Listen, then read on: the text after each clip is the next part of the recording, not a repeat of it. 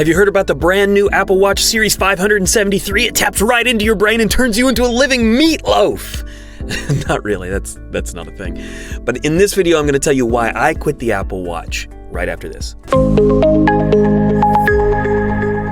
Just as proof that I do own an Apple Watch, here's my, I believe it's a Series 3. I was so excited about this thing when it came out. And part of that is because of the marketing. Apple is so great at marketing. They make you feel like you've got to have it. And I really felt like I had to have it. And when I got it, I was excited about it for a while. It was a really cool gadget. I mean, it still is, especially the Ultra and the new ones that are coming out. I mean, they really are neat gadgets, and they're the stuff of sci-fi. I mean, right? We grew up watching shows where, Captain Picard would just tap the thing on his deal and it was the communicator. Well, that is basically what a watch can do now. So it's an amazing piece of gear, and I was really excited about it. But I did stop using it, and I stopped using it intentionally at some point. In fact, you can see now I do have a watch, but it is not a smartwatch. It is the same watch that me and my computer savvy friend had when we were 13. It's a Timex Ironman. I had a friend the other day glance at my wrist and he said, "You're the only person I know that still uses an old school watch." And so for me, I used a smartwatch and then I went back to this. Now, the main reason really is battery life. So if there was a smartwatch that could just run indefinitely like these old style digital watches can, I probably would go back to it. So what happens is the battery life, for mine, I could get about 3 days out of it with that Apple Series 3, and then I have to put it on the charger. The watch had great memory. It has good storage or whatever, but my memory is bad, so in the morning I forget to put the watch on. Then I get halfway through the day and I'm looking at my wrist and I don't have it. So the battery life really is what did it for me. But there was another aspect that I found annoying. The other aspect that I found annoying and really, kind of found it to make my life a little bit more difficult is the notifications. Okay, so you're getting notifications on your phone pretty often. In fact, right now at this moment, my phone's supposed to be off, but I just got a notification on my phone. So as if my phone in my pocket is not close enough to my face, it then became notifications on my wrist, and I could glance at them at a moment's notice. Now, there are notifications that I want, like if a loved one or family member is trying to contact me, I want that notification, right? If there's something from my calendar, I want that notification.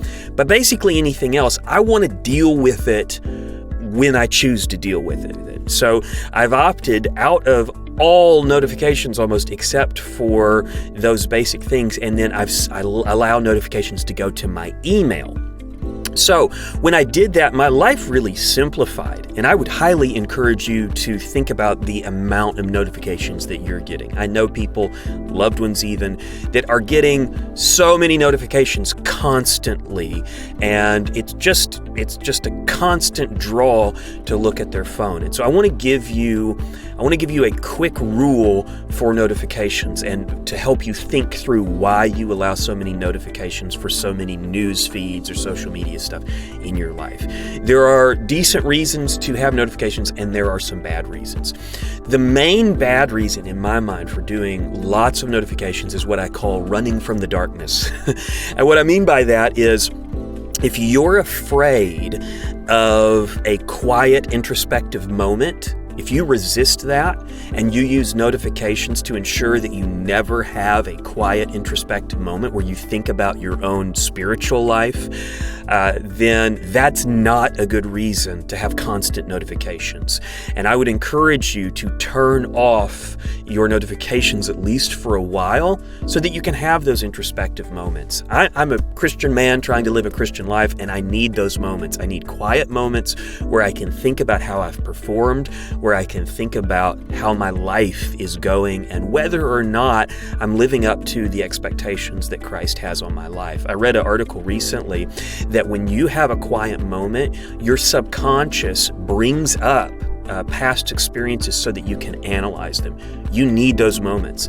And if notifications are blocking you from having those moments, then you need to get them out of your life. So that doesn't mean you have to get rid of your smartwatch, but it does mean you need to make some digital choices with your devices to allow you to have some quiet and some peace and some stillness. But the second reason that is a bad reason to have so many notifications, it is if you are trying to avoid or evade some responsibility. I feel like I see this all the time. It is hard raising young kids. It is really hard. This morning I woke up and I decided my middle son needed my attention. So I left my phone, my watch, everything by the bed, and I spent an hour basically interacting with him before school. And that was actually really valuable.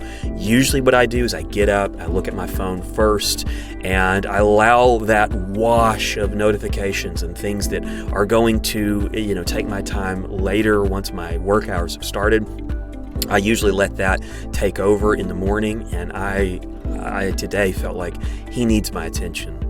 His mood, his attitude, he's a quality time person, and I need to give him some quality time, and it was great. I'm so glad I did that. So that brings me back to the Apple Watch. We need to be thinking about the kind of distractions, the kind of notifications that we have. And if your watch or your phone are causing you trouble, you need to make some digital decisions to adjust that. Now, all of this reminds me of a story that shows up in the Bible. Now, in Bible time, they didn't have devices, but they did have distractions. And there's this great little story that we often think about on this subject. It's a story with Martha and Mary. And so what's going on is Jesus has come to the house where Martha and Mary live.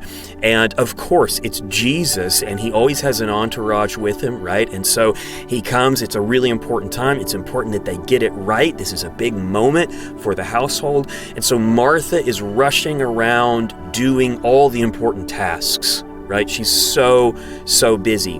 Her sister Mary, who Martha thinks should be helping her, is sitting at Jesus' feet and just listening to him teach.